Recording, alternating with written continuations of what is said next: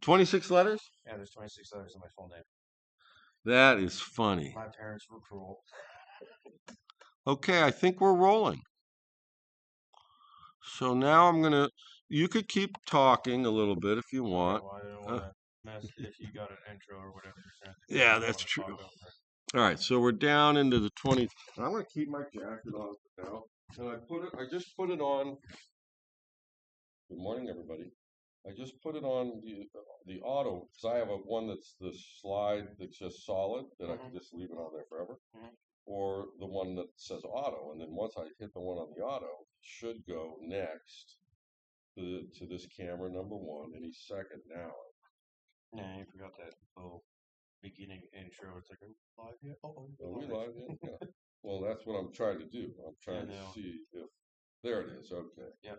And there I am. Okay. So now we know. And see, if I was sitting over there, but I can turn my head. So welcome on, everybody. It's me, John, John Deschler, and you know what I'm going to do. So this is just so because this is a good experience for you to see how I have cultivated how to teach myself how to do this.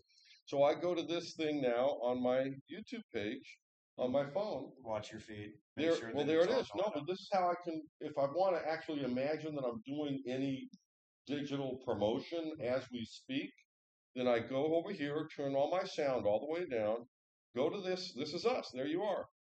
Guest, new friend Farmer Ben, and I go share. Now I got the link. Copy the link. Now what? Now I just go to my Facebook. Yep. And I'll say live, folks, right now. And I'll say live. Forgive me, folks, but as I told you before,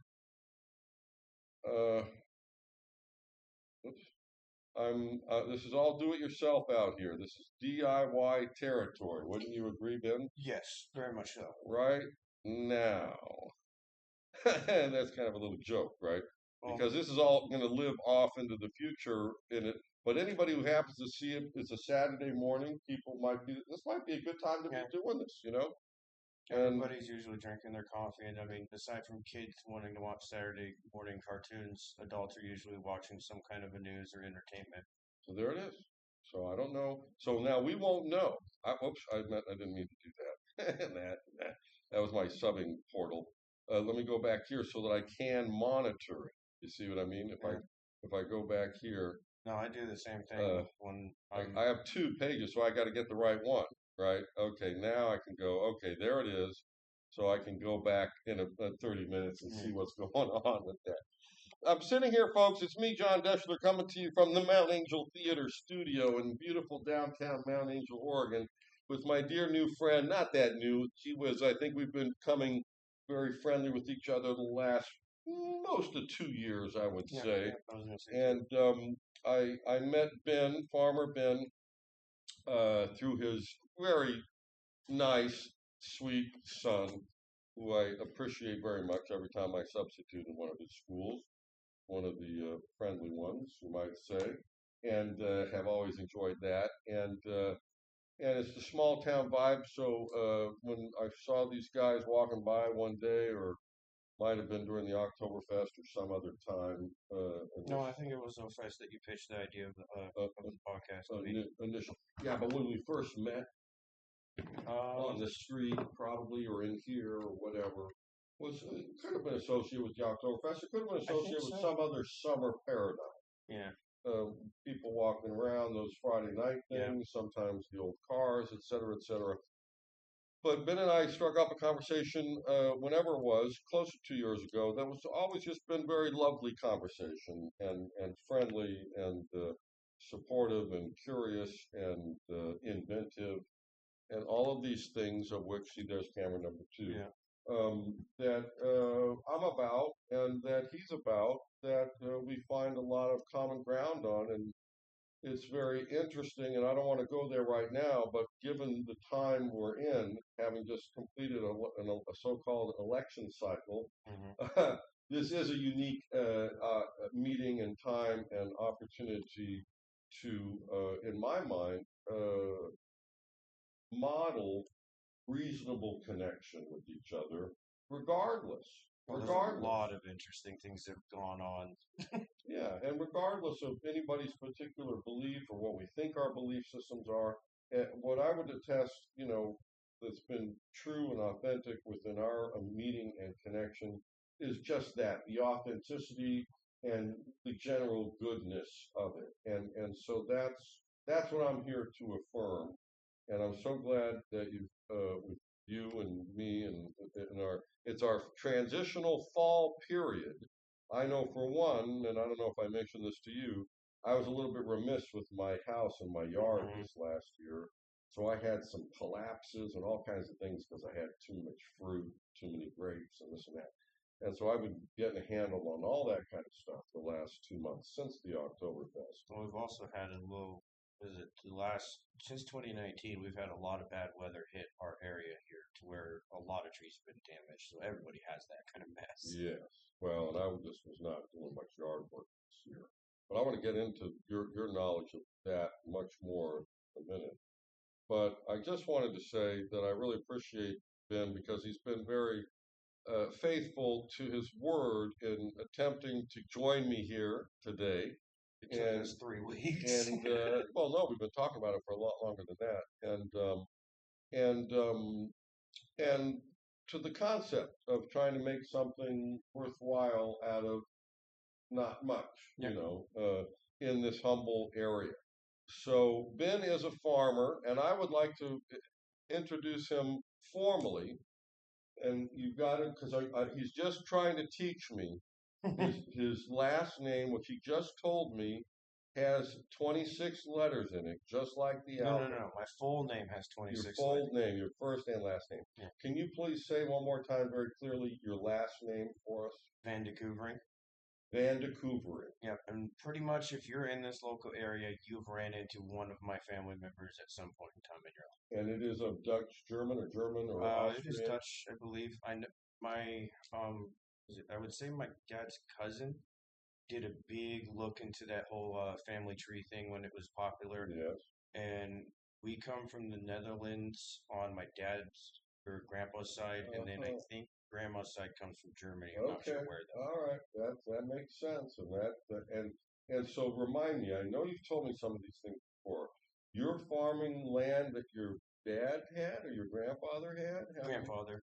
And he got it in when, like the 50s or the 40s? No. As far as I know, our family came here around 1930 and started farming, and we've been farming in this area in Vermont, Oregon, since 1930s, and from then on, it's been this property we're on. I don't think is the original homestead. There's some other farm group around here that, if you know them, they're called the Annans. They have our original farm property, and then we moved to where we are now. So interesting. What was that little V town you just mentioned? Vermont. I've seen that. Where is that? It's up towards Portland, I want to say, or going towards like Portland and maybe off towards the east. I've never been there myself, but I know that there's a lot of my family history in that town. Interesting. And you grew up here? Yes, just here in this town. And how far out of town is your farm? 2 miles, I would say. Okay. Gosh, that's beautiful territory. North, south, east, west? Depends. We have property going towards Jervis. You know where those flower farms are every spring, just north of town on the Woodburn? You talking about the tulip farm out there by? No, the ones on the road, the Woodburn Silverton Road. Yeah. That's our neighbors. So we're neighbors to that guy that has the flowers there. Do you know why he grows those? Is that for seed or just for seed? Okay. There's another farm. If you're going instead of going straight down that intersection, if you were to take the right and go towards Monitor, there's another guy down there that used to grow flowers to dry them, and then I don't know what he does with them. I thought they were sent somewhere in Asia. And what is it that you generally grow? Hazelnuts. We have corn for a local dairy here. We're growing wheat, and this year we just started to do red clover, so I don't know anything about that. Is that for a crop or to turn it into the soil? I think we're going to harvest it for seed, and then we're also talking about baling it. But in my 38 years of living, I have never seen our farm do red clover, so it's a new experience for me. Wow, I know farmers that have done it, but I've never had my hand in it, so I don't know much about it. interesting. And so, what is that? Is that your seed supplier who says you should put in 50 acres of this and stuff? How There's does a that there's happen? there's a lot of behind the scenes stuff that I'm not 100% sure about yet because I haven't been led into the that kind of part of the farming. I'm mostly still a farmhand, if you want to consider it that way. I don't have any land that I'm in charge of per se yet. Okay, It's mostly my dad's.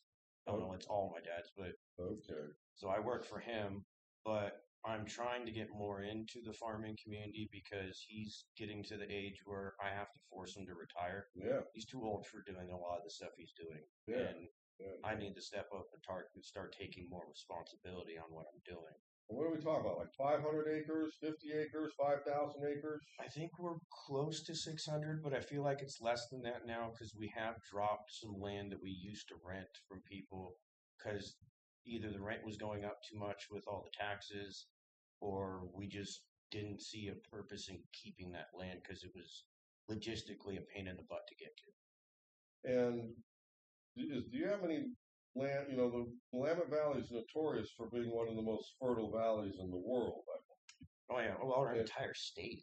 yeah, but particularly the Willamette Valley. Yeah. And I've noticed, and I'm curious as to, do you know whether or not you routinely have multiple crops a year in the same land? Are you talking? Like, can you get like corn and wheat in one year? Sometimes you can, but I've noticed that you can kind of get away with that if you rush yourself. Like if you, for us, we had corn in a field out by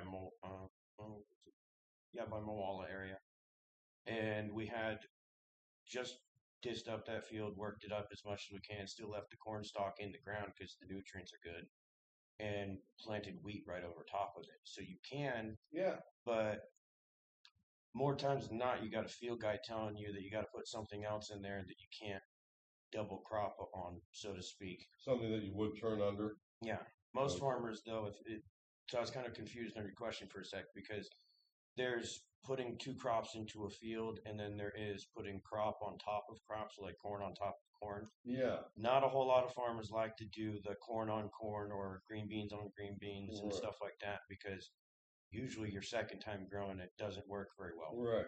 With grass seed and strawberries and like marionberries that we're all known for having here in the past, not so much anymore, those can grow for 5 years before you start seeing the yield drop. It's enough to where you need to take it out Uh-huh. if you're lucky. Interesting. It's so interesting. Yeah. Really. And you grew up all around it. Your dad's had that farm since. Oh yeah, I've been driving tractor and working on farms since I was 8, so I Man. can successfully say I have 30 years of farming experience Yeah, being yeah, 38. yeah, yeah, yeah, yeah. That's a trip. So you went to school locally in the local I school. went to Silverton. I did not. I went to Mount Angel up until we had the earthquakes in the early '90s, I and then I remember switched that. over to Silverton. Wow. Well, why? Was there a school that broke down in Mount Angel from the earthquake? Um, Was the epicenter for one of those earthquakes in Mount Angel? yes. That's right. So I believe there's a sister fault that goes through Mount Angel off the San I lived in Andreas. Malino at that time. Okay, but from what I've been told, I believe there's a sister fault that goes through here, and we got hit. I know St. Mary's Elementary got cracked down a pretty good section of it, Oh, and they pretty much they let us go in there. I think the first month while they were doing assessments. Then a lot of us moved over to the middle school there, and they had those mobiles. So most kids in the '90s remember going to a mobile at school. If you don't, then you were wow. lucky. Wow. They wanted to fix the buildings. Yeah, so we were in those double wide trailers that were your classroom for a couple years. But after that, it was mostly because of my education. I have a learning disability that's called Landau-Kleffner syndrome. Huh. Most people call it the Landau-Kleffner syndrome I'm not because that's what sure. it sounds like. Not sure I'm familiar. Can you It, educate from us? what I know from it, you basically process things a little bit slower, and you have to either. It takes you a little bit longer to read a book and process things, and I may read a book and then go back a chapter because I found out something new in the chapter before, and I want to go back and look at what I just read because I was like, oh, now I see such and such is playing into this chapter. So I'm never on a straight line. I'm constantly thinking of five things at a different time. And it's a problem in school because you're supposed to focus. So I went to Silverton because they had a better special education program, and Mount Angel didn't have it. And I don't know if they do now, but I feel like they've started to pick up on that. I mean, plausibly, I feel like my personal opinion is that I feel like perhaps we've overdiagnosed certain things that just happen to be human. Mm-hmm. You know, what you just described to me. Most people would say ADHD. Well, it also just resonates with a lot of my own experience. So, does that mean I'm diagnosed by definition as that or any other particular thing? My point is, I don't know. My whole point has been for a long time that we all learn in different ways. Oh, yeah. And we're all pulling on many different things to do that learning. And as I say to many of the students that I substitute for these days, particularly the younger ones, I'll say, for example, at some point in the day, how does stuff get into our brains?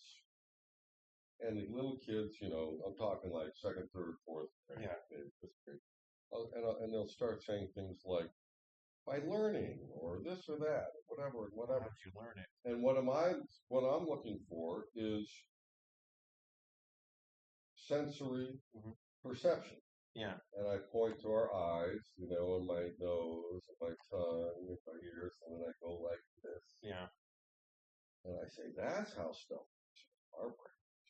And what happens with it once it gets into our brains is another conversation. Yeah. But that's literally the feedback loop and system that we are. And it's interesting because I don't think too many classes around here are getting spoken to that way. No. And so I say, repeat after me: sensory perception. I think that's a reasonable concept for a kid by third or fourth grade, particularly, to have grasp of. I would hope. Particularly out here in the countryside where they do still have a high quotient of so-called physical relationship to the physical world. Well, as they say, there's more feral children out here in Oregon than there are anything else. I never heard that before, but you see, my whole position is, and I don't know how much we've talked about this before, and I didn't mean to go too far into this right now, but I will just go this far. What happens when you're talking? Is to say exactly what I also tell some kids, particularly the older ones, which is that you all in high school now, junior high school, I say, we're experimenting on you with these. Because every generation of humanity, for thousands of generations, never had a damn cell phone, had the benefit of a high quotient of an intimate relationship with at least the four-dimensional world. Oh, yeah. This of here physical hopefully never three dimensions dies. And time. Yeah. Right?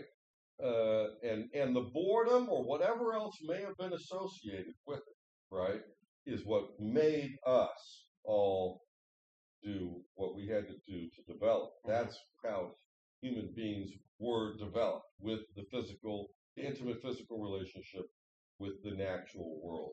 And in one generation, essentially right now, we're kind of saying, oh, it's okay if we chop off about 65% of that or more. Because if you're in a city and you got kids who are doing this and in a city, they might not have hardly any relationship with Mother Nature. Yes, this is very much true. Like my son, thankfully, he's born and raised on a farm, so he doesn't have a cell phone. He's 14 years of age and does not have a cell phone. And I will not get him a cell phone because of the fact that I was born in 87. So I was born a year after Chernobyl happened and way before any cell phone was really dawning on a thing yet. Yeah. There was the brick at that time. Yeah. As far as I can remember, I think there was early 90s. The brick was starting to become a little bit more accessible. But all I remember from growing up as a kid is you only saw that kind of thing on like Miami Vice and TV shows. It wasn't a thing where everybody and their brother had a cell phone. Addicted.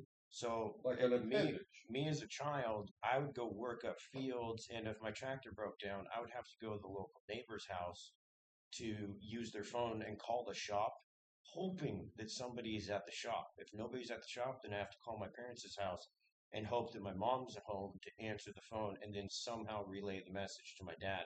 I am broke down in the field. Welcome to the 20th century, my And brothers I and could have sisters. been sitting in the field for 2 hours before my dad comes out to check on me to make sure everything is going okay before I ever get anything fixed. Yeah. And then he comes out 2 hours later mad that he didn't Nothing's come out happened. sooner.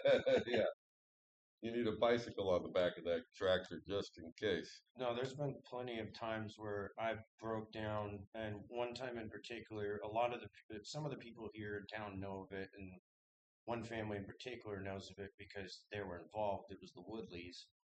They used to live out where I do, and I was rotabating in between sugar beet rows, so taking I think it was the females out because I think we harvest the males.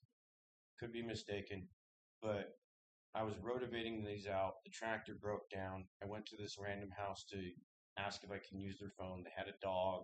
The dog bit me in the butt, Oh and no. I had to physically beat the dog off me to get it off, and I felt horrible because I love my animals. But And finally these got the people were helping you out, but their dog was not well, helping nobody you. was home, so the dog Oh, was protecting his house yes, like yes, it's yes, supposed to. yes, So the dog was doing a good job. yes. But I felt bad for for hitting this dog to get it off me because it was clenched onto my butt cheek. And I had that happen. I got finally the dog's off. I run over to the next neighbor's house, which is the Woodley's house. Luckily, I forget her name, but she was home and she saw me crying and called my parents and they came out to get Saved me. your ass. Exactly, she saved my butt, but it was so bad though because I was so embarrassed for years after that that I had to show this neighbor lady my butt cheek and it's bleeding because the Yeah. dog bit it. I had that happen on with one of my neighbors who I like. He's always been extremely supportive. But I rode up on my motorcycle one day right in front of his big shop, Oh and his yeah, you big told me about dog this. got me right here, big bite.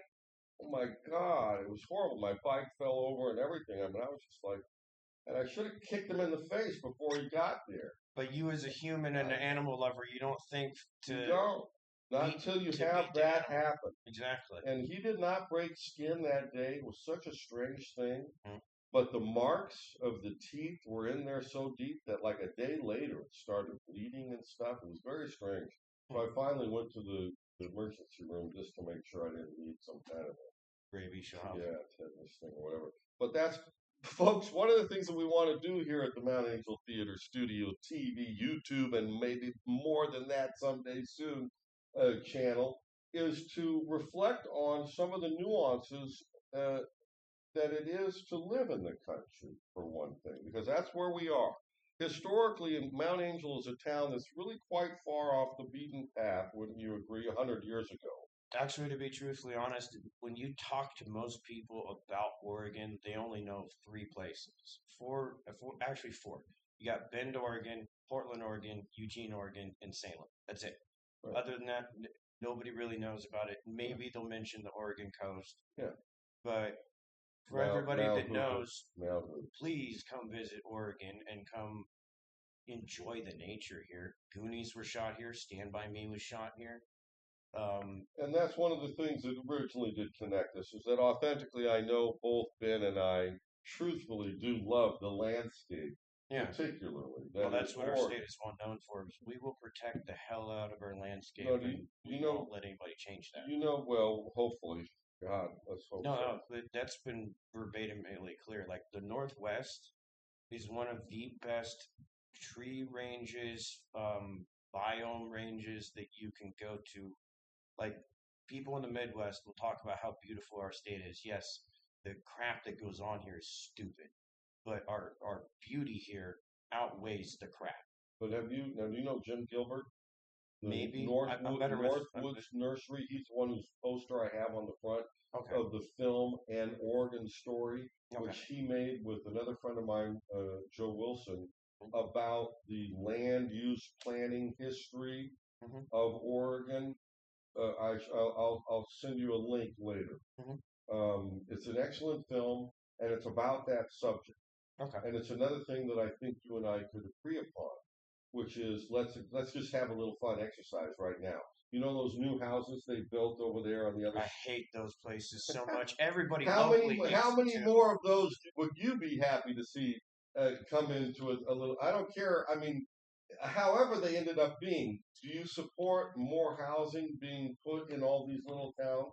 Well, It's such a there's a difficult double standard to subject. that because Yeah. you got, well, if you say no, then you don't support the growth of humanity in one way. If you say yes, Housing. then you support the dismembering of farmland Right.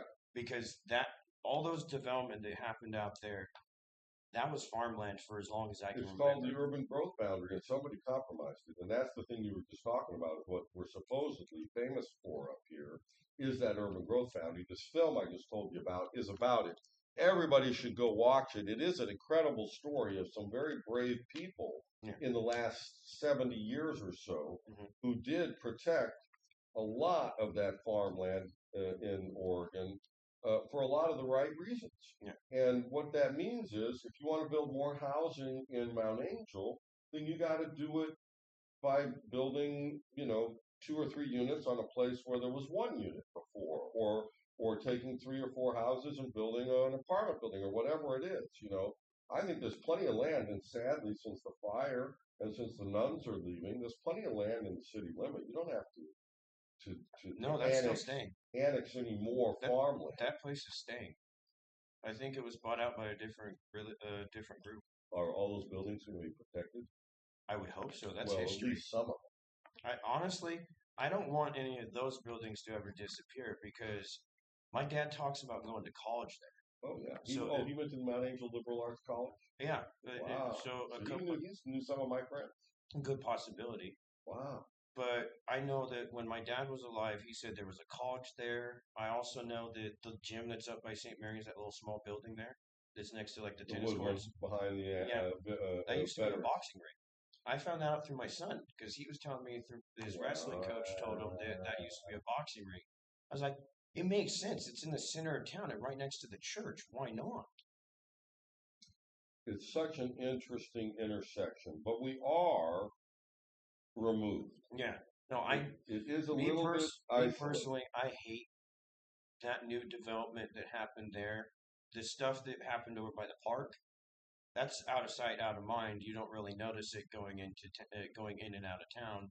You do, but it wasn't that But if it was much of open a difference. farmland or just open land, I support the open I land. personally will never allow anybody to buy any of my family's farmland and put houses on it. I will refuse to do so, and I will die before I let it happen Well, hopefully. because I want to continue my farming here, and I would like to make that into a future for my son to continue on too.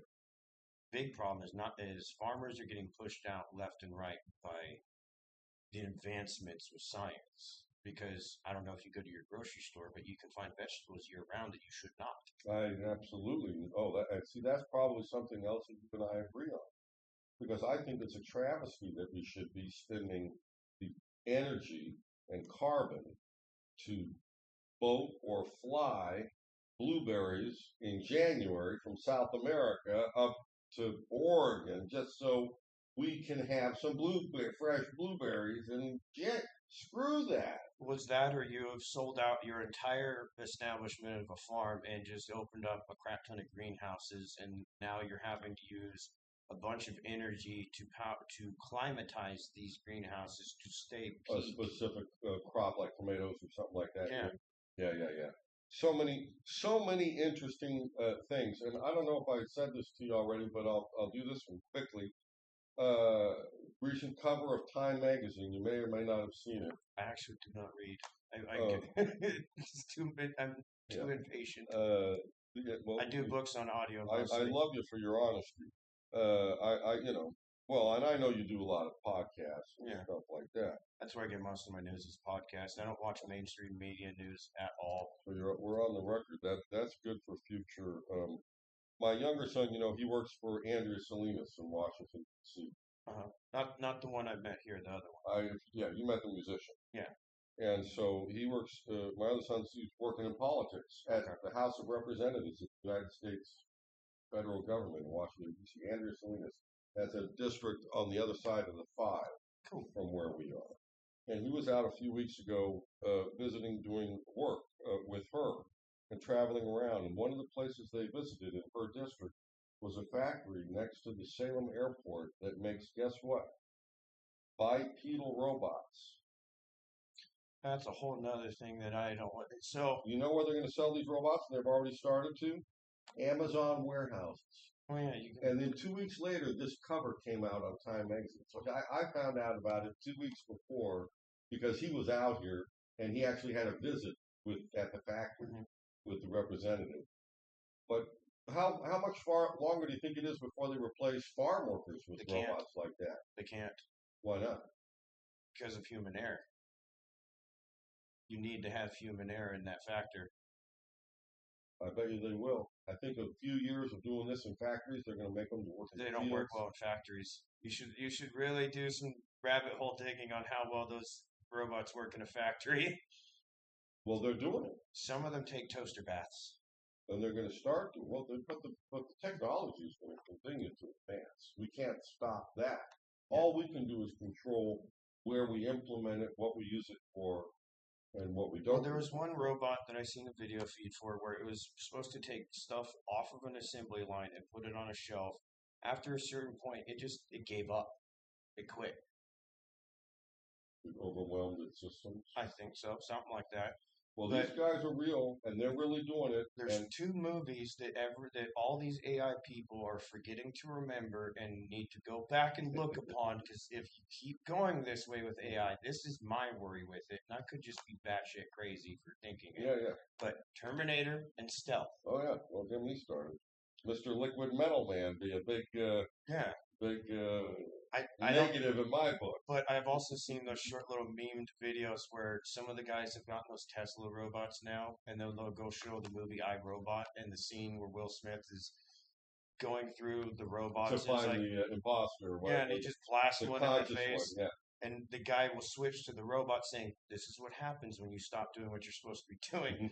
I was like, why are you even trying to threaten a robot that could probably kill you, because those things are set for pretty good strengths, but the Tesla cars are having issues too. But it's all real, and they're going to, the first jet airplanes did not work perfect. Well, but they got pretty good at it. So Case and John Deere and I know Claus. Don't they have tractors now? Yeah, they have autonomous ones. I don't know what other companies out there. Did anybody go into the farmhouse and kill everybody yet by going off track? I haven't found any on the that I know of, but I do know that those three companies, I have seen autonomous vehicles. I've also seen I think it's Caterpillar has it too. Selling them? Well, Caterpillar has a setup now where, like the heavy equipment operators can go sit in an office and do it this way. And just do it via controls, and it's a real machine operating out, and they're usually more for like the mine work because it's so dangerous. Yeah, and you're breathing that. Well, it's not even that. It's the guys running the big dump trucks and the excavators in the mines. Yeah. There's a lot of damage or like crashes or mishaps that happen with those vehicles working those big old mines where it's unsafe, so they'll have an unmanned bulldozer out there. If the bulldozer goes off the cliff, you're out a couple $1,000s or whatever, but you're not out of human life. Right. So there is pros to this, absolutely, and cons to it. Absolutely. The con I see is you go as far back as Detroit City. Detroit's shut down because of the industrial wave. They started making things more industrial, and they started kicking guys out of Detroit building the cars, and your industry just died. Well, that's globalization. That's because they started selling more cars from nowadays, China and Japan, and the advancements Germany. Though, as far as like saving human lives, that's a good advancement. GPS and the robotics that are behind that, and with was it self-steering? That all has made huge advancements and is honestly a really good thing in farming, because you're no longer, if you're fertilizing a field and you have to be here and also here with your row, but if you're doing this, which is overlapping, you're losing thousands of dollars when you start adding it up. So with the advancements of GPS, you're no longer overlapping your fertilizer and stuff. Precise application of fertilizers. Yeah. Now, do you guys use mostly organic fertilizers? No, we get all of our stuff through local companies here. Like Wilco? I think we're Wilbur Ellis mostly and Kratom Co-op. Co-ops, okay. But in I terms do of know organic farmers though, but even that is difficult as hell because you're trying to get the manure and stuff you need for that is costly, and also you, depending on how strict your organic rules are, like you may have to critique the hell out of the dairy that's providing you the manure to use it because you're only allowed to use certain types of manure. and what are they feeding the cows? Exactly. Yeah. The cows can, so at that point it's like, well, the corn we grow is fertilized and watered and sprayed so it grows well. It's also GMO'd corn. I don't know if you know this, but there is corn out there that is drought resistant. It's genetically engineered? yeah, genetically modified to resist droughts. Yeah, I know. They're designing everything now. I mean, It's crazy. this is our intellectual capabilities in actual engineering applications these days is freaking phenomenal. But I'd like to back up just a half a step because there's a dairy between here and my house. That's the one we grow our corn for. You grow that corn all around them? No, not where they're located, but we grow corn for them. Oh, so they buy corn from you to feed to their cows. Yeah, they basically rent our land from and us. it's a hell of an operation, and there's a number of conversations in there that have to do with animals and everything else. But all I want to reflect on, that's near and dear to me, is the kind of nutrient-rich dynamics of a generalized composting orientation, which, as you probably know, they have a plethora of manure there. Oh yeah, and they spray it all over those fields at a particular 1 or 2 times a year. Yeah. When they're just putting their corn in and stuff. I think adjacent, and it works. I mean, there is no I don't see any downside to that, and I think that they're keeping a pretty organic pair. I mean, it may be GMO corn that they're planting, and they get incredible production, but they're being kind to the microbes in their soil is what no, I'm those saying. guys are so for as long as I can remember, because I've gone all over this area and I've always passed by their place. They're always manuring or putting out slurry, as they call it, liquid poo. Yeah. But it's always stinky out there. But the corn that comes out of that place is always really tall, really green. Yes. The cows constantly look happy in that Yes. place. So you're just like, yes. Whatever you're doing, keep doing. I mean, same thing with Tillamook, Oregon. If you down there, we're well known for the cheese. One and all difference that. there, though. These guys, and this does pain me a little bit. These cows don't get to go anywhere locally.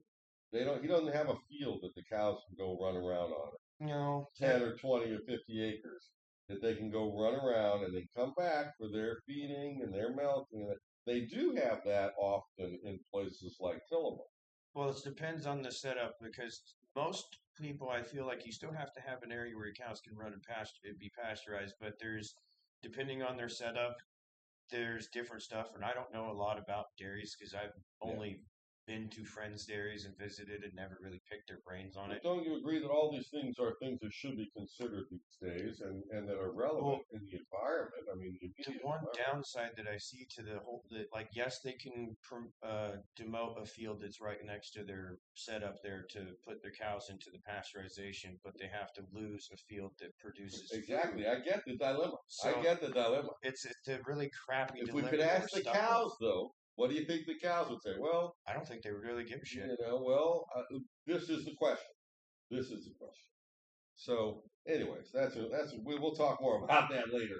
But it is interesting. But just to go back, we sit here and we're able to have this kind of a conversation because we live in this really unique area. You realize that I think more than half the country now lives in major cities.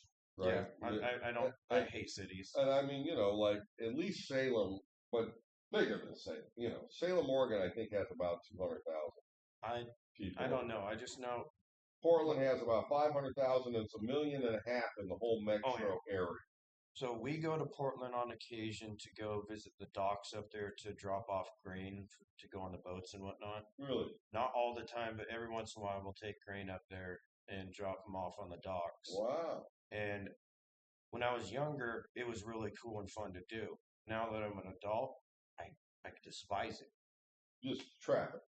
Well, yeah, but plus there's traffic, and I mean, kudos to every truck driver out there that has to deal with stupid drivers. Going through a city. But yeah, going through a city in just a double axle farm truck. It's not even a semi truck with a tractor trailer. Right. It's a pain in the butt. The turns and trying to maneuver around idiots in traffic. Yeah. So any truck driver out there that has to deal with that, I'm sorry for you guys, and I applaud you for dealing with that on a basis. Well, you understand one of the reasons I live out here is precisely because I did grow up in a major city and spend a lot of my life in big cities. And I did get kind of tired of the rat race, so-called rat race part of the dynamic, particularly of being a self-employed person. I was going to ask you said you grew up in the cities mostly growing up, so North Hollywood, but you're a musician too, right? North Hollywood. Have you been a musician entirety of your life? I started playing the trumpet when I was 11. So at 11 years of age, you were staying the trumpet, and 50 years ago. Then when you were old enough to decide to move out of the city, during all the time you're in the city, you were probably there because it's the best place for a musician to get gigs. You don't get a whole lot of gigs out in the country, would you? Don't forget, my primary business as an adult was as a commercial photographer. Okay. So I started I started shooting pictures as a kid around the same time, 11, 12, 13 years old. And by the time I was 16, I'd fallen in love with the music and the photography and the horn. And I was in LA.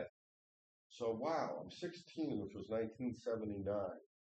I could start to go out and hear some of the best musicians in the world on a Monday night for $3 or something akin to that. And I was a kid doing this. No other kids were doing this. All my friends, if they were going anywhere, they were going to see Cheap Trick or Aerosmith or something like that. And so I was going and I started shooting these pictures, hiding behind my camera so I could hear these incredible practitioners of the incredibly sophisticated and wonderful music of what we might call jazz. But down there was all the best musicians in the world who were playing in the studio. Yeah. And so that was all serendipity, one thing leading to another. Well, then I went to college down there, and I went to, God bless my mother, helping me and somewhat guiding me in pursuing a college career of some sort that led me to a very prestigious visual arts college where I got a bachelor's of fine arts in photography. And 2 years later, I moved up to Portland and opened really my first independent commercial photography studio. And this was in 1988, so about the time you were born. When did you say you were born? 87. Okay. So a year after I was born. So the year after you were born, and at that time was the rise of the Silicon Forest. Yeah. And so you had Tektronix, Steve Jobs, you and had all those guys. Intel and HP and Xerox and Kentronics and Sequent Computers, and all these companies were kind of moving into their heyday for a minute. InFocus Systems and InFocus and the color printer division of Tektronix, which later became Xerox, were all my clients at various points in time out of my big studio in Southeast Portland, which I had for, about 16 years. And so I would play my horn off and on throughout my life. What other things were happening at those times?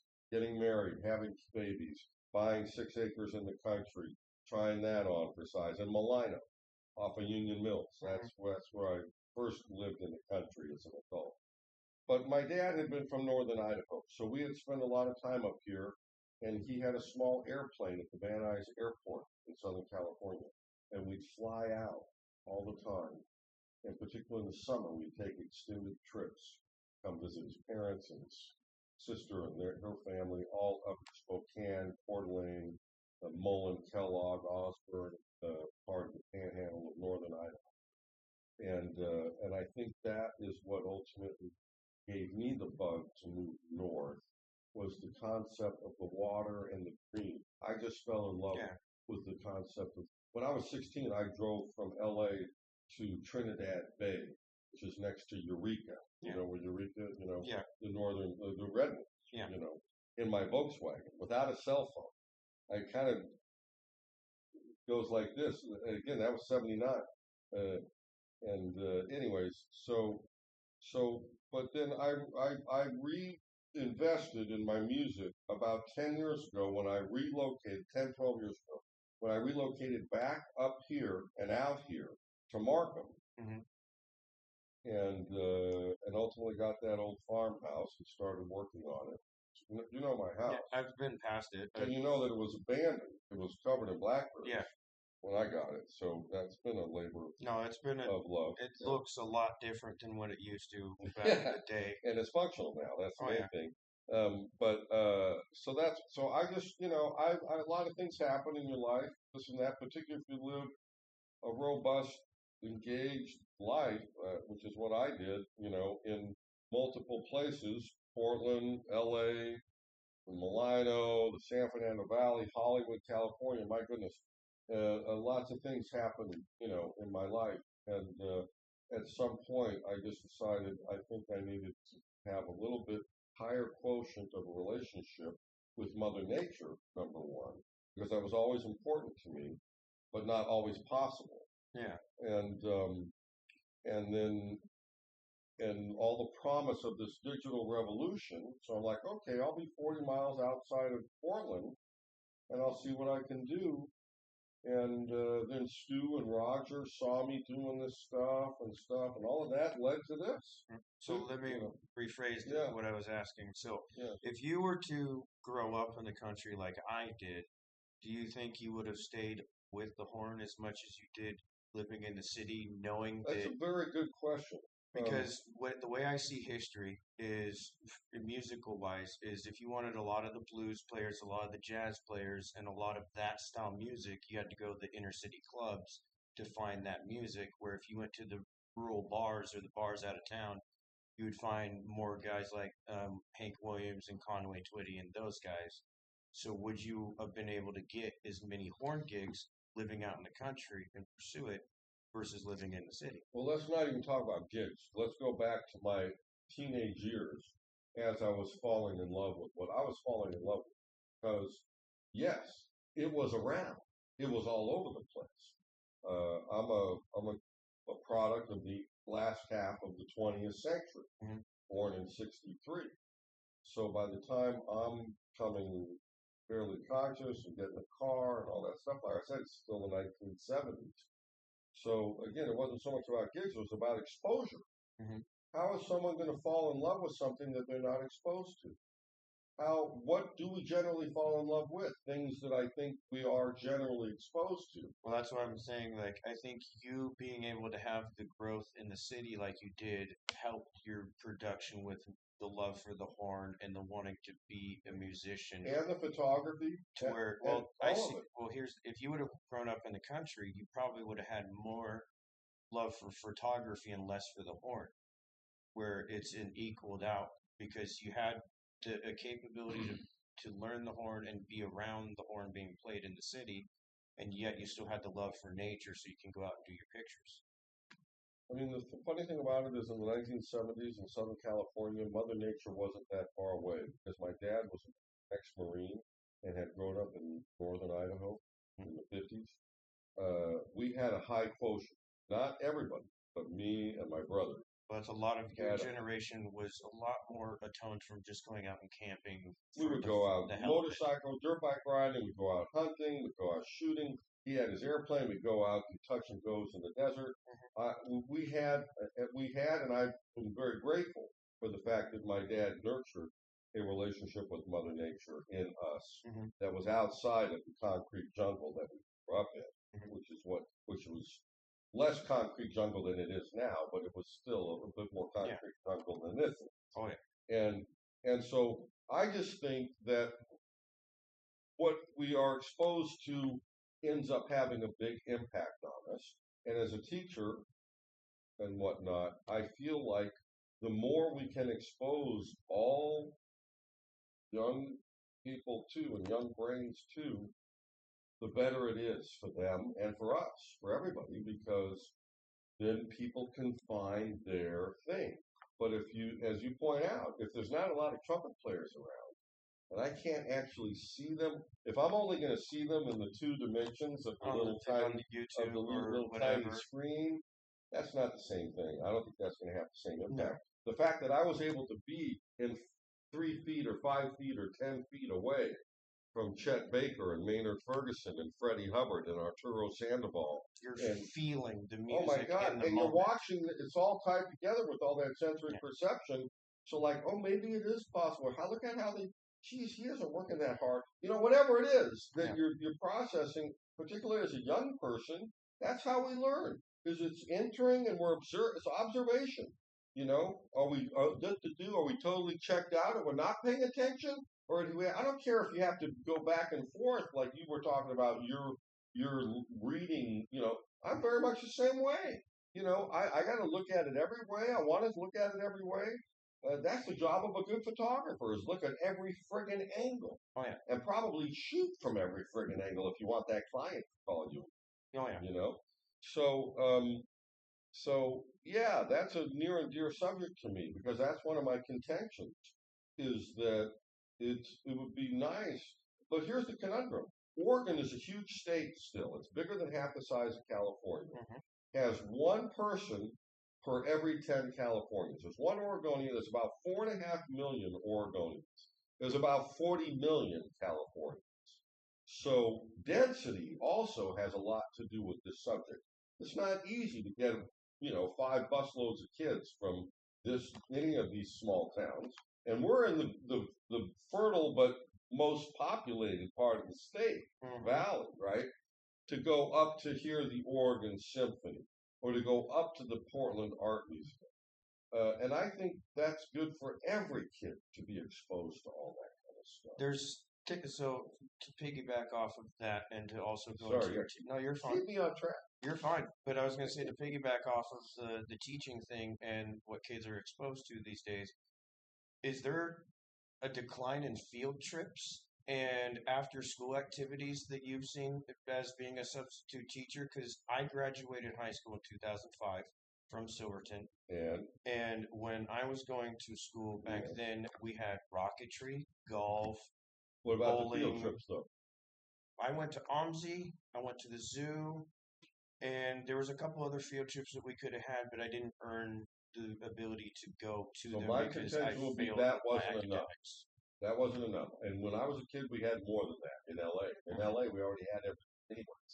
So you didn't have to go far to see something. Yeah. You could go to a free concert in a park. You could go, here or there, whatever. But no, my contention is, I don't know. Every district is different. Mm-hmm. Every district in Oregon is like an independent business. They like it that way. I happen, as the vice president of the Oregon Substitute Teacher Association and a very engaged substitute and father, think that there is a lack of wisdom behind some of the systems of operation in Oregon education right now. And one of them starts with the fact that you have all these little, I think of them as fiefdoms because of what some of them get away with. But each district, this one might have 10 schools. This one might have 3 schools. This one might have 12, 15 schools. This one might have 5 schools. And that's the way it is. And there's very little coordination. There's very little standardization. How hard do you think that makes for me as a substitute? Generally speaking, I teach in 5 districts. Spend most of my time in 3. So you got to figure out what that district's got as far as what you can and can't do as a sub before you even take the job. But even before that, you got to, which websites are they using? How do you get paid? Who's administering all that stuff? Who do you have to be in touch with? The administration I have to do just to do my substitute teaching, in my opinion, is a joke. That I just wanted to give back to the local community because it was known everywhere. They had the signs up, right? Shortage, come sub, right? You've seen those, Yeah. right? Same thing with the bus hiring job. Right, and that's what happened. So I'm like, I'll do this. Well, but then I find out that there's all this weird dynamics in the management and implementation thereof. Mm-hmm. They have in this state about half the districts are using out of state for profit substitute service providers that supposedly go out and find the subs like me, get them licensed and everything, and then get them into school. What do you think that does? All the modern research says that the best learning environments are created with intimate, connected communities. So now you put this entity, this institution, a business, in between me and my constituencies. That is to say, me and the administration, the district office, etc. They don't really want to have anything to do with me anymore. They want me to go talk to this other entity. Mm-hmm. And so that's a big issue that I have. But I also work for some districts directly. I'm not using names right now because it doesn't matter. You and I both know what I'm talking about when I'm talking about the 5 towns around us, because I don't like to go that far. Okay. And so there's just all kinds of weird things that have happened because of bureaucracies. And just to put a finer point on this broadly, I think it's because I think that what's happened in the country, we don't necessarily need to go here, but I think what's happened in the country with the big division is as much or more about all these modern systems, software, corporations, comfort and convenience that lead to cash in the form of the society. Convenience is the biggest problem, I feel. Yeah, because and so it's not about Republicans or Democrats. It's what we've all agreed to create in terms of our collective modernity, where really the grocery store has become the biggest nipple, if I may be so bold, on society, because we can go get whatever we want, 97% of whatever we want, 100% of the time, 24/7. Yep. We want a gallon of milk, we want a beer, we want a crab, we want a steak, we want a new tube of toothpaste or toilet paper or whatever it is we need and really want that makes our lives easy, because we don't have to go out and milk the cow and do the thing with the churning to get our butter. Yeah. That was a whole different reality. So that's my big pet peeve, is that with all this politics stuff that's happened and that's come down, we're not talking about what the true dynamics of why people are so disgruntled. And I think they're much more disgruntled because of the frustrations associated with the modern design of society, the fresh berries and vegetables in the winter, the software that you have to use to talk to your doctor or your dentist. There's an app for you to find doctors now. I forget what the hell it's called, which is a good thing because screw that app. But you can go on there like, I have diabetes. Can you find me a diabetic doctor? They'll find you a half a dozen things because people are too lazy to go out and do the footwork anymore. Well, but the problem I see in that is that they're putting who's they? The ones that are in control of what? The profit fee, are putting the software in between us and the final service providers just to distill. Well, how do you feel about kids having to use a Chromebook in school nowadays? Back when I went to school, they just fed us packets. I feel like that was BS too. I have 3 teachers that I can distinctly remember going to school with. All the rest of them are a blur. And that's saying something. If you know what it means to be a teacher that's remembered, it means you made an impact on a kid's life. Exactly. And that's a huge thing for most teachers. So Absolutely. for the 3 teachers that I remember, Mr. Porter, Mr. Zaid, and we don't have to use I forget. names. Well, I know, but I want to give them appreciation because the fact that they made a lot. But I forget the science you're teacher. right. I applaud you for thinking that way. Mr. Porter, though, he was like our PE teacher. He was hugely motivating and what was goofy. So he was always there to like build you up. If you were having a bad day in gym class or a bad day with the sport, and you're just whatever, he would talk to you and get you back, your head back in the game, and you'd go back and play, and it'd be like nothing ever happened. So I applaud him for like constantly being with the kids to keep them motivated and whatnot. Positive, it sounds like. The other one was my history teacher. This is one thing that I see that is not allowed in a lot of schools anymore. Is we had a Civil War reenactment guy come in and show off the actual usage and firing operation of a musket. Wow. That was in middle school, so that was one of the coolest That, things that ever. sounds something to me like that would be very politically incorrect right now, Oh yeah, or plausibly woke, or some other version you thereof. would have to have a And police I escort. own a couple of muskets myself, so it's a funny subject. But I don't disagree because I believe in the experiential world, right? Well, to me, like watching the guy come in, do the Civil War reenactment, dressed solely like we had a guy for that was a Union soldier and a guy that was a Confederate soldier. So we had both sides of it, and they came in dressed in full attire that you would have seen back in the Civil War days, talked about stuff and explained their gear and everything. That was what made the impact with me to love history. So I was a huge history buff. The other one was my science teacher. So what you just described was bringing it to life. Yeah. Amen. The other one was the science teacher. Amen. We had an after school program that we could do. It was here in Silverton at the elementary or middle school I was going to at the time. It was rocketry. There were those bottle rockets with the little I had them. SDs? I think so. I think that's what I had. Use the electric power to shoot them off. Yeah. So we had a whole after school class that was dedicated to how rockets work and all that sort of stuff. That got a lot of us interested in space.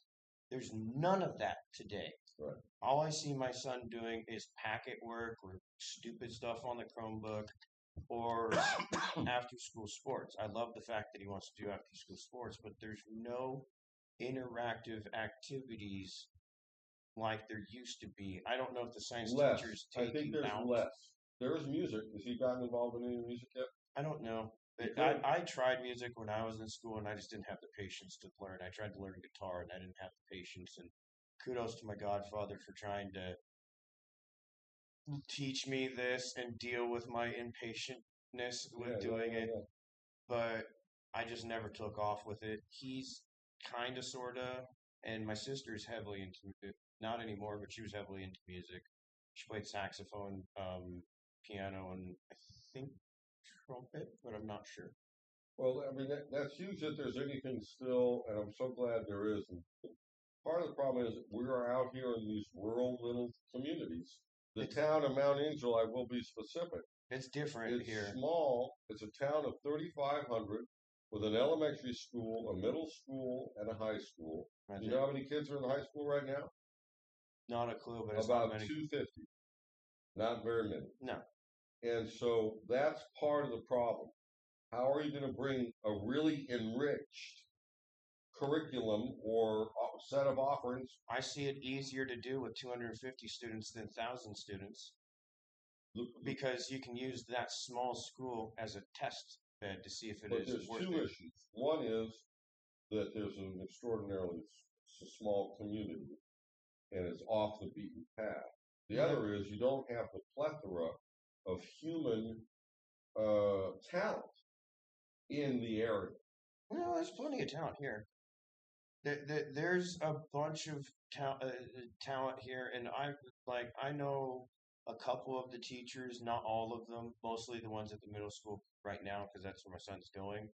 Like the principal there, awesome dude, really good principal, and we're happy to have him because he's so proactive with the kids and is not like a very hardcore, strict principal. He wants to work with the kid. He wants the kid to get the full educational benefit out of it. So that principal, really awesome job. We all like him here. And I've met the counselors. They're all really good counselors. They give a shit about their kids, and a lot of them have their own kids going to this school here. So a lot of the teachers in this area, really good. Silverton, I can't speak about because I haven't gone to school there since 2005. Let me rephrase what I was trying to say. It's not that there are not talented people out there. There's not a plethora of talent out here. And what I mean by that is you don't have an Oregon Symphony, nor would you ever have an Oregon Symphony. Well, we got you. We have me. We have the brothers, and some of them are a couple of good musicians up there, and some good singers up there. And I don't know how much they generally interface with the local schools, how much the local kids who are not Catholic maybe get exposed to that kind of religion's been kicked completely out of school. Well, but I'm not pushing full plot. Well, no, I'm just saying, like, even if they I'm wanted talking to about be part sharing of it. at that point. And if it's just about sharing, like you're a farmer, so you share what you know about farming, and I'm an intensive gardener, and so maybe there's some give take there that is relevant and appropriate. Doesn't mean I have to become your religion. No. You know, and just because I'm a kind of jazzy guy and centric to the trumpet and some jazzy trumpet, I can appreciate and play a little bit of classical music too. And my only point of saying all of that was for every kind of kid, because not all kids are the same and everybody's got different sensibilities. There is not a plethora of human talent, of a diverse array of human talent out here, which the kids in cities generally have, because you'll have a symphony, you'll have an opera, you'll have a ballet, you'll have art galleries, you'll have craft galleries. I get it. There's talented woodworkers out here. There's talented artists out here. There's this and that, but not a ton.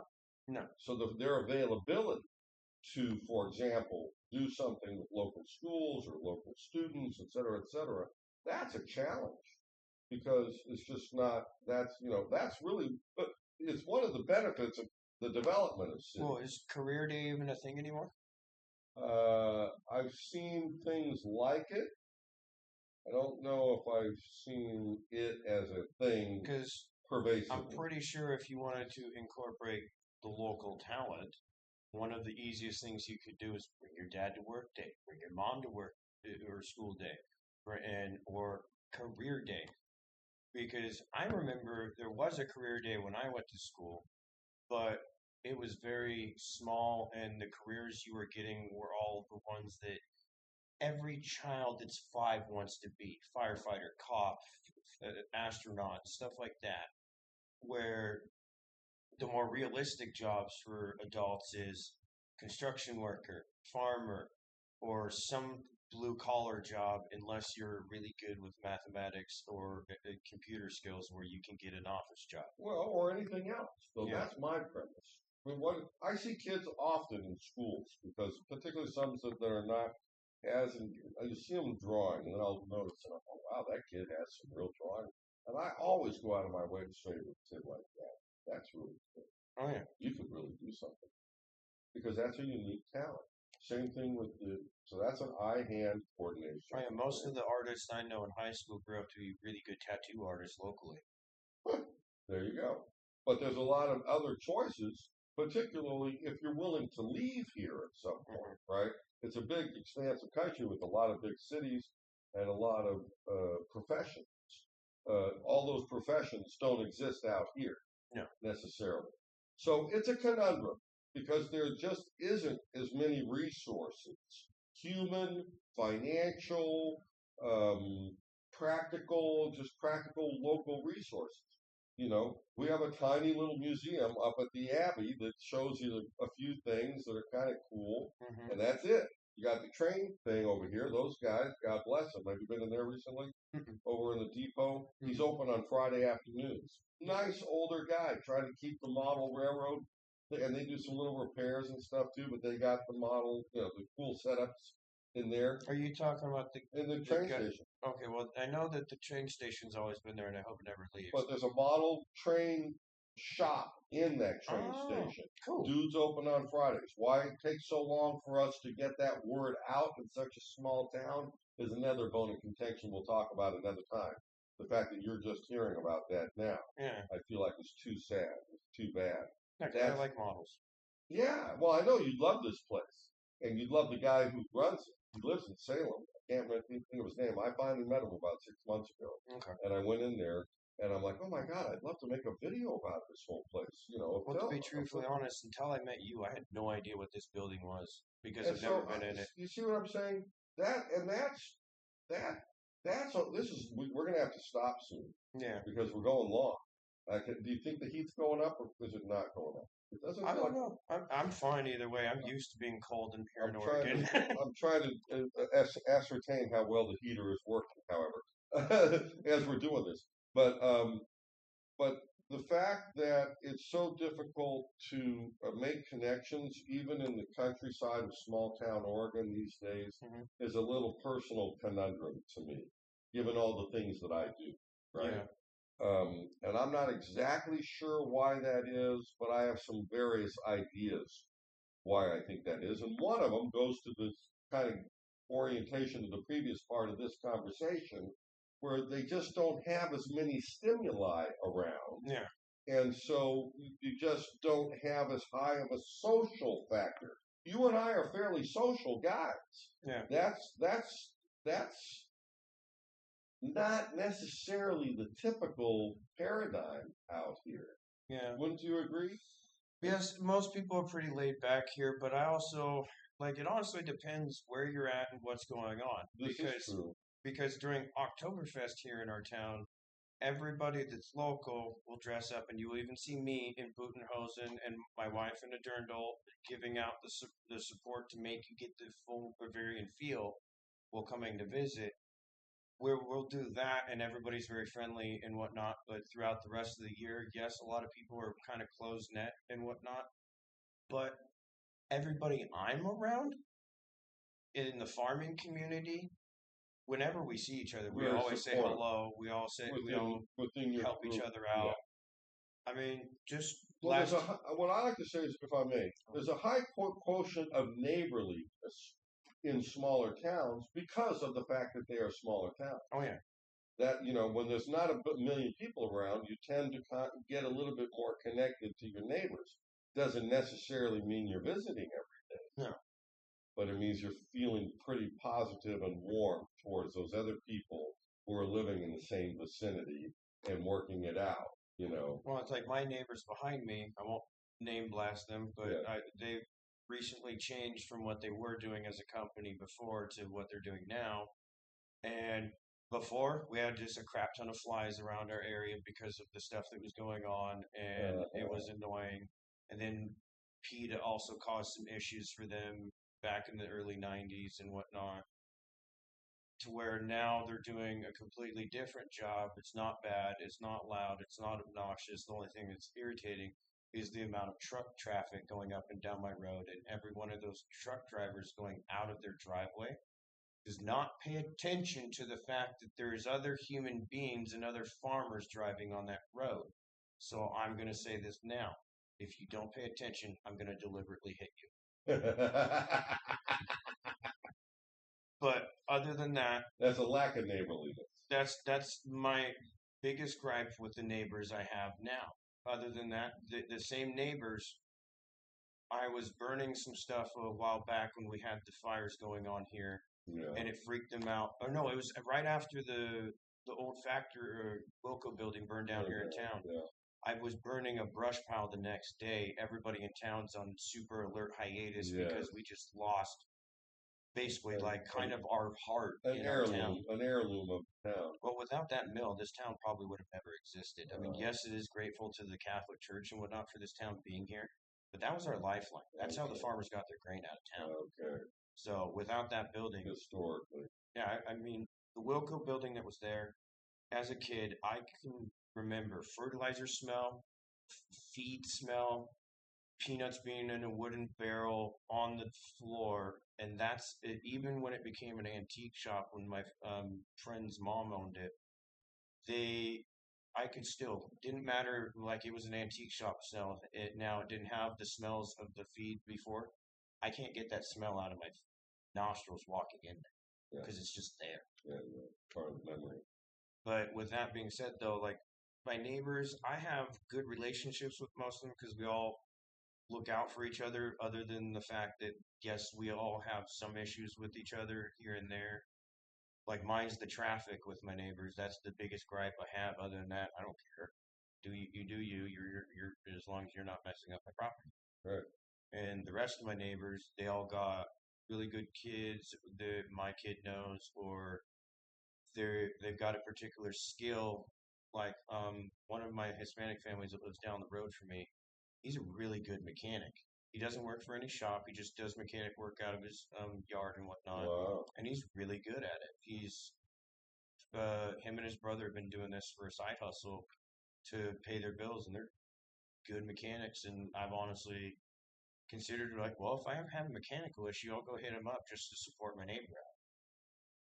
Absolutely. But most of the time, if you break down on the side of the road out here, a farmer will stop and ask you if you need help. Right. We're not going to just blast past you. But if you have a Tesla, we're probably not going to stop and help because we have no idea how to help. That's probably one of the truer statements. No, there is a whole slew of what I would call advantages or just kinder and friendlier dynamics and paradigms of day-to-day reality in the country that you don't have to deal with traffic, you don't have to deal with parking issues. Well, if you walk around the city, how many times are you saying hello to people Generally on the sidewalk? speaking, like I said, because we live in smaller communities, and when you do see people, they're generally nicer. Generally, I certainly am. You are. I don't know of that many Karen types here in our town, or people that would gripe at you over small petty things like your dog pooping on the sidewalk or you parking like an ass. There's a lot of that happens at the local deli. That people just pull in with trailers and trucks and take up 4 parking spots, and I'm just a local farmer trying to get my soda and get back out to the field. So that's annoying, but none of us are going to sit here and go cuss the guy out because he's parking like a dummy. Because there's not as much stress. Because Well, there's it's not like, as many people. well, to us, it's like, why? What's the point in taking the 5 minutes to scream at the guy when you can take the 2 seconds to park in a different spot, get it in your store, and still get your stuff, and just leave the person You alone? just said it. There's plenty of room. In the city, there isn't always plenty of room. No, Not for everybody. that's what I'm saying. In the city, you have a lot more people that are either trying to get in and get out, and they're very like angry. They're very stressed out. There's no relaxation in the city because everything needs to be done on a very timely fashion. We're out here in the country. Yes, things need to be done on a timely fashion because we're trying to beat the rain. Right. But well, the farming. Well, no, that's most people out here. Well, the farming, my Like firewood, my gardening. Yeah. Painters, Painters, woodworkers, construction guys, roofers, all those guys are trying to anything beat you'd the be rain. doing outside. Yeah.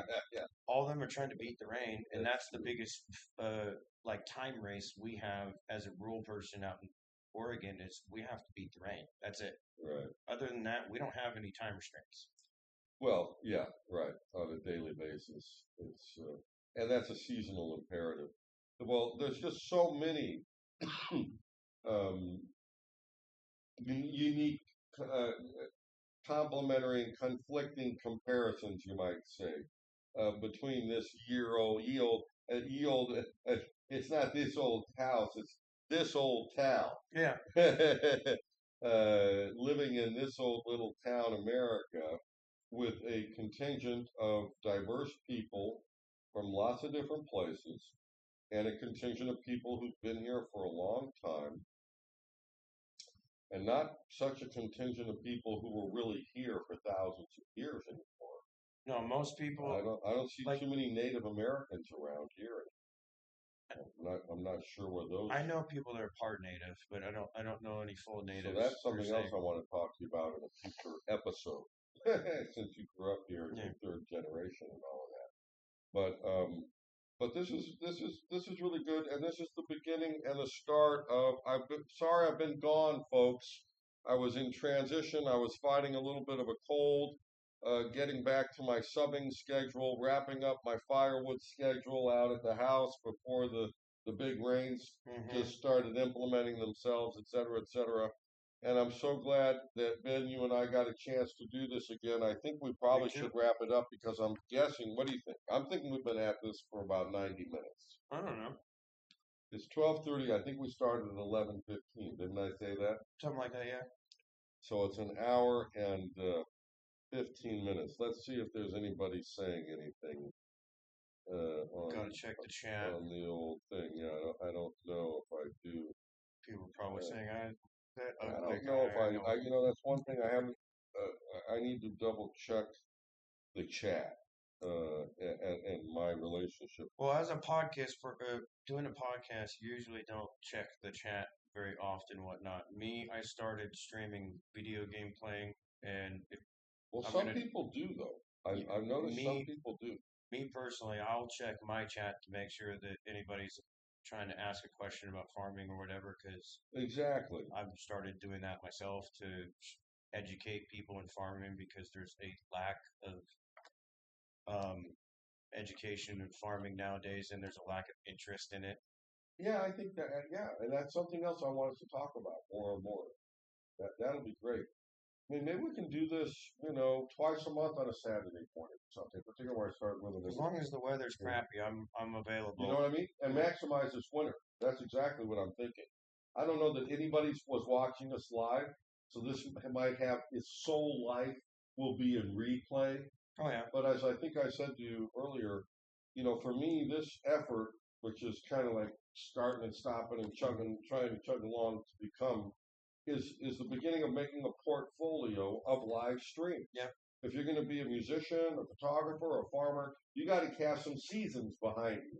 You have to have some history. I produced this, I produced that, I produced this, 5 tons of this, 100 tons of that, whatever. In this case, we'll be talking live streams. I think this is about my 20th live stream that you're part of. Because the first 9 or 10, I was just solo, but you're the 10th or 9th human guest that I've had.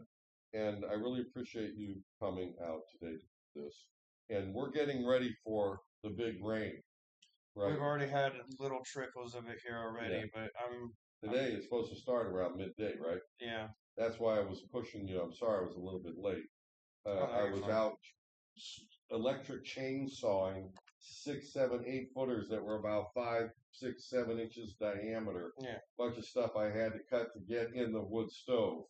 So I made a big stab in that between 10 and 9, and then the Markham Methodist Church had a pancake breakfast. Oh, you can't miss which that. I forgot about.